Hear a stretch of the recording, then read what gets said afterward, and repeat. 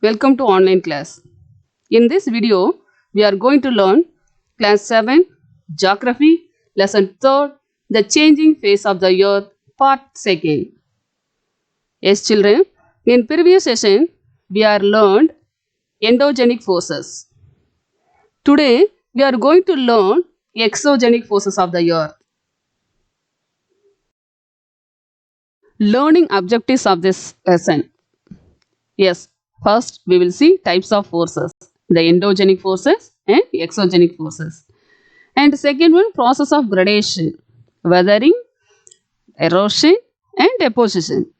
And third one, agents of gradation. Yes, rivers, sea waves, glaciers and wind. See, exogenic forces.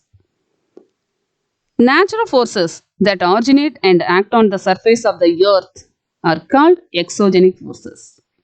Yes, the exogenic forces operating on the surface of the earth. And the destructive forces, weathering and erosion. Yes, these forces make the surface of the earth flat. Hence, they are called destructive forces.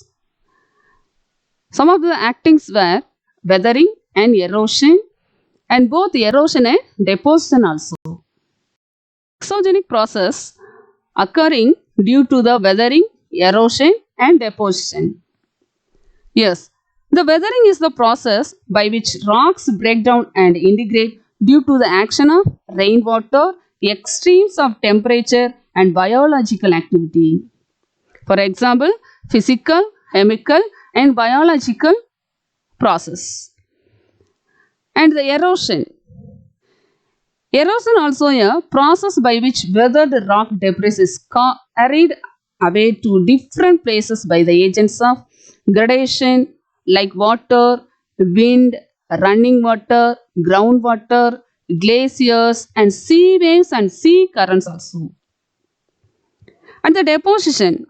The deposition also a process by which the eroded material or sediment is deposited in different places, leading to the creation of landforms like plains and beaches.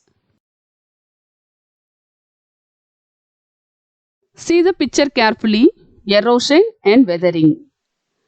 The left side picture clearly shows the process of action of erosion, and the right side picture describe weathering, action of weathering.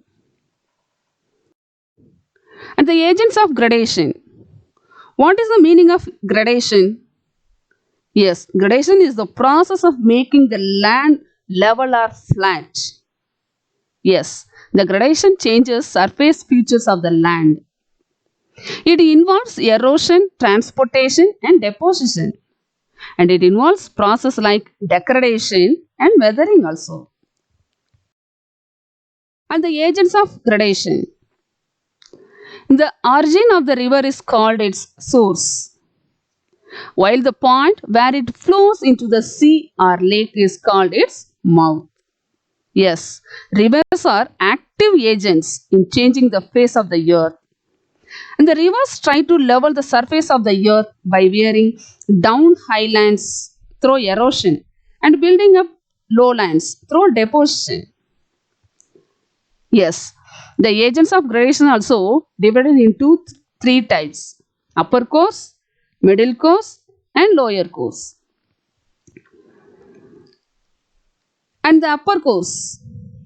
In its upper course, when it passes through mountains, the river flows with great speed and force, eroding the land under it. Picture. Yes, sources of river. Yes, in this part originate the river. So, it is called sources of river. Then, the water is slowly fell down. Yes, and it makes a turns. And it makes a turns. It's called oxbow lake and meanders. Lastly, the river water. The river water faces the lake or sea. That point is called river mouth. Nearby the mouth, the river course broadly diverse. That is called delta. Middle course. The river twists and turns, forming the large bends and loops known as meanders. See the picture, children? Yes, that is meander. Okay, the lower course. It flows and forces the river to break up into a number of small, narrow channels. Branches of rivers were called distributaries. Sea waves. The sea waves modify the coastal landforms through weathering, erosion, and deposition. Yes, the sea waves strike the rocky shore, eventually causing them to crack. When these cracks become and wider, hollow sea caves form. And the sea caves eroded again and again. They leave only the roof behind. The balanced on thin pillars only remaining. These features are called arches. And when the roofs were get eroded, again the roofs were eroded, the isolated stumps of rock are left standing in the sea.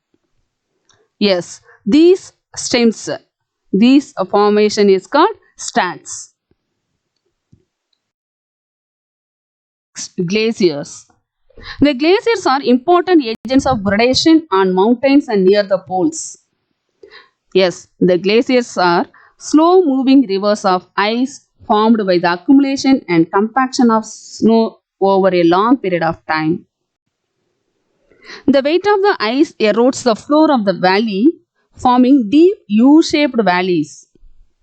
Along with the ice, the eroded material also scraps the valley floor. It makes deep hollows. When the ice melts, these hollows are filled up with water, thus forming glacial lakes. Next, moraines. Yes, a glacier deposits and sand bits of rock on its path to form glacial moraines. Moraine is a deposited till that forms a ridge or mound. Next, wind. Yes, wind is an active agent of erosion and deposition in deserts. The open expanse of the desert allows winds to blow with uninterrupted force. Sand particles hits the rocks on the desert with significant force, causing them to erode. Often, the lower portion of the rock is eroded away, leaving a thin base and wide top. Such rocks are called mushroom rocks. The sand dunes. Yes, the fine eroded rock material or sand is also deposited by the wind. These are called sand dunes. The layers of sand heaped on top of each other form sand dunes. And the silt. The fine particles of sand are carried over long distances and deposited over large areas. It is called silt. These fine deposits form fertile plains called loess plains. Okay, children.